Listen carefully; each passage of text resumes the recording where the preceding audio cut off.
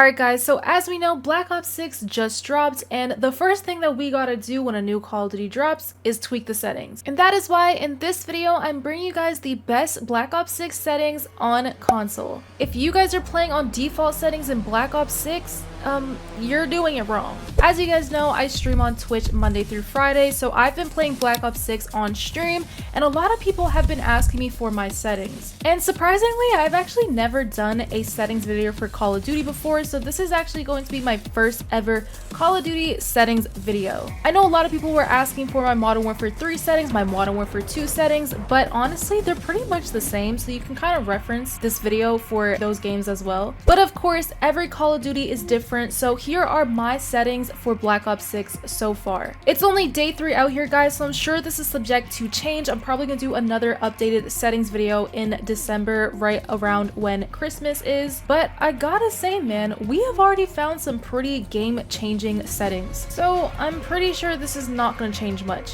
Alright guys, so jumping right into it, we're gonna start on the controller tab. So for this Call of Duty, guys, when it comes to the button layout, I'm using tactical flip. Yes, I aim and shoot with R1 and L1. Obviously, you guys don't have to play flipped, it's just preference, but I've always played flipped, I guess. I thought that was default back in the PS3 days, so flipped is gonna be for me. But then for stick layout, guys, we're just gonna be using defaults, and then we're moving on to now our sensitivities. So in this game, guys, I am running 7.7. So once again, guys, this setting is actually one of the preference settings, so you guys can pick whatever sensitivity that you guys like. There is no sensitivity that is one size fit all. With sensitivities, guys, you guys gotta really find your perfect sensitivity that allows you to snap on players while also still maintaining your aim. And that is why it truly doesn't matter if you're playing on the lower end of the sensitivities or you're playing on the higher end of the sensitivities. Doesn't make you better or worse, but definitely make sure you are choosing one that allows you to shoot the most straight. So we're gonna just keep scrolling down, and this is an important one: controller vibration. Turn that bitch off. I know there's so many people that still play with controller vibration off, but year after year, I'm telling you guys, turn it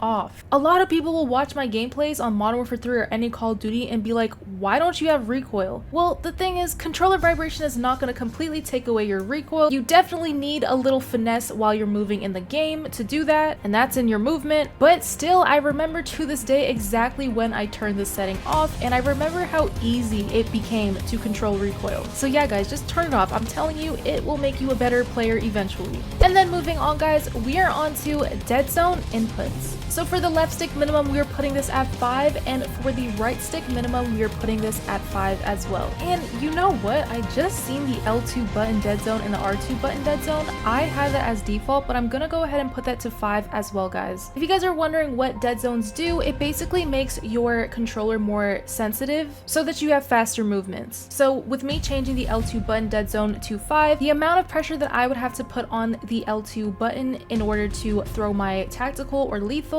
is going to be significantly less. Alright, so now that we've covered controller, let's move on to aiming. So under sensitivity multiplier, we're going to scroll down all the way to ADS sensitivity. And also, once again, guys, just like the sensitivities, this one is very similar. It's definitely preference. I have mine set to 0.65 right now, and you guys can definitely try that one as well.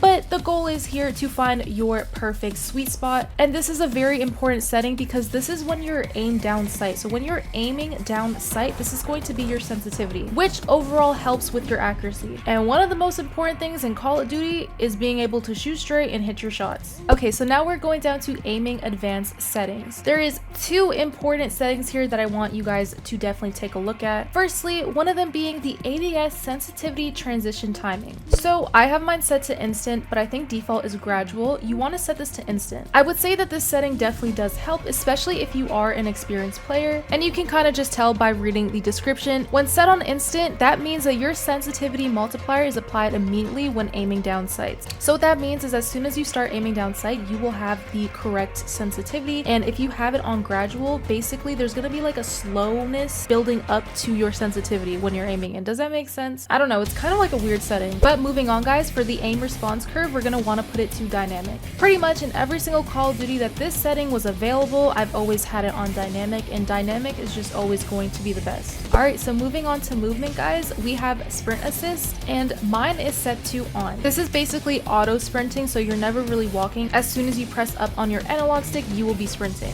And then scrolling down, guys, we have movement behaviors and slide/dive behavior. Now, I have mine set to slide only. I feel like this one is kind of subjective because this is basically taking off Omni movement. I mean, there is still Omni movement, but you're not going to be like flying backwards, flying forwards, flying sideways.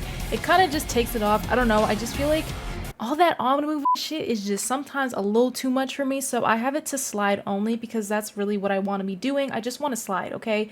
Don't want to do that extra shit, just want to slide. Okay, this is kind of an important one for me because this honestly annoys me very much when it's on. We have the automatic airborne mantle. So by default, this one is going to be on, and what that basically does is if you are literally jumping near an object, it'll automatically mantle you onto that object, which is so annoying. So annoying, bro. So we are definitely turning that off, guys, so we are not randomly mantling objects. Honestly, and then after that, everything is pretty much good for controller, guys. Combat is totally fine as well. Alright, so we're gonna be moving into interface right now, and here's something very important that I want you guys to take a look at. So we're gonna scroll down to minimap shape and we're gonna set this to square. Setting this to square is overall going to make you see more intel on the map. And then after that, guys, we're gonna go to HUD presets and we're gonna scroll all the way down to magnified. So as you guys can tell by the name, what that's going to do is going to make your minimap a lot bigger and also everything else around it, like your ammo, your streaks and whatnot. But we're specifically doing this for the minimap because for some reason in this game the map is pretty small. Like there's points when I'm literally looking at the minimap and there's nothing to see. Like my teammates will be relatively close to me, but for some reason the map is so small that I can't see their arrows on the map. So using the setting is just going to make your minimap on your screen a little bigger so things can be a little bit easier for you to see. But let me know in the comments, guys, if you guys feel that way too. I do feel like the minimap is a little small in this game. Alright guys, so I'm editing this video and I realized I missed a important setting that I really want you guys to change and try. This has to do with making the minimap bigger as well. I know in the video I told you guys to use magnified, and yes, that's still good, but once you click on this tab, I want you guys to go to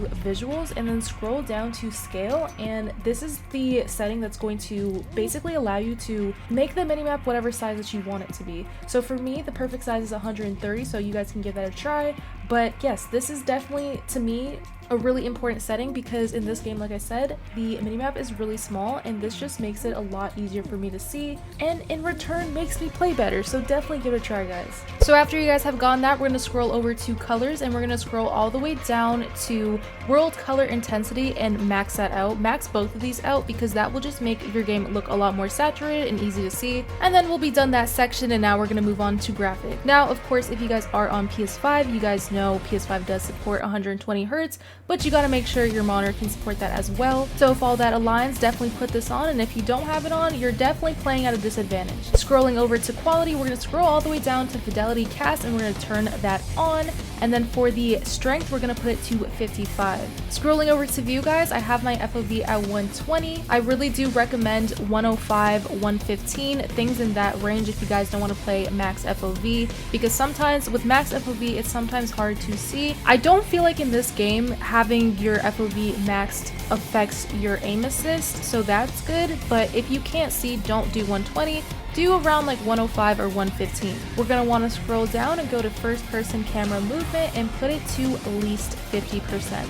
And I think that's pretty much it, guys, for these settings. If you guys do end up using these settings, please let me know down in the comments if you guys like them and if they helped. Also, let me know if you guys want me to do one on PC settings as well, because I do also have really good settings for PC as well. But as always, guys, don't forget to drop a like on today's video and also subscribe for more Black Ops 3 content. I'm really excited about Black Ops 6 and I'm excited to post more content on YouTube, so if you guys do want to let me know down in the comments what you guys would want to see, I'd really appreciate it. But yeah, I think that's all for me, guys. You guys can catch me on Twitch at twitch.tv/TayAleah. You can also run some games with me on there. And yeah, guys, I guess I will see you guys in the next video.